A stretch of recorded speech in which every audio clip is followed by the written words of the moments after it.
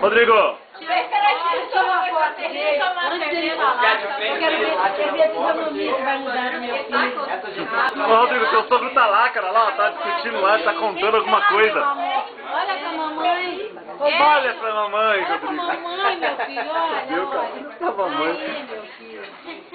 Calma, filhinho da mamãe. Filhinho da mamãe. Sei lá onde tá a câmera. Eu acho que caiu no vaso. Essa aqui é de vocês. Filmar a fonte. Desculpa, Ana. Desculpa, Ana. Tá bom, tá bom. Vai agasalho, mas vai casar. Tá risadinha, mulher. Ei, venha pra cá. O Rodrigo quer fazer discurso.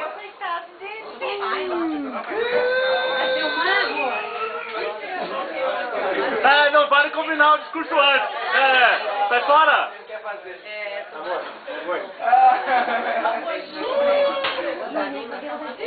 Ah, isso aí foi rápido.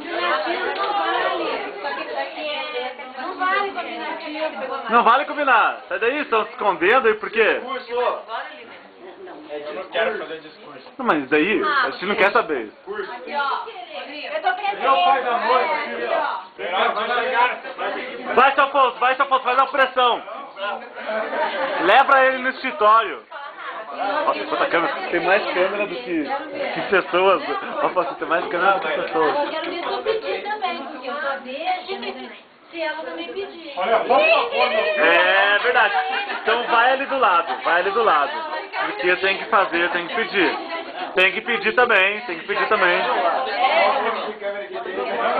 Tem mais câmera do que pessoas, né, cara?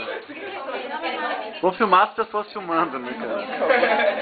Vamos filmar um filmando o outro. Qualquer prova não vai ter depois. Olha a palavra chegando no papel. Já tá no YouTube, né? Todo mundo filmando. Já tá direto, né? Já é ao vivo no YouTube. Nossa senhora, eu tô me sentindo uma artista. Tá. Vamos parar de enrolar. Pode vai. Vai, Rodrigo, começa esse negócio aí, é verdade. Tá enrolando. Silêncio. Gente, ele só vai pedir em namoro. Ai, namoro isso?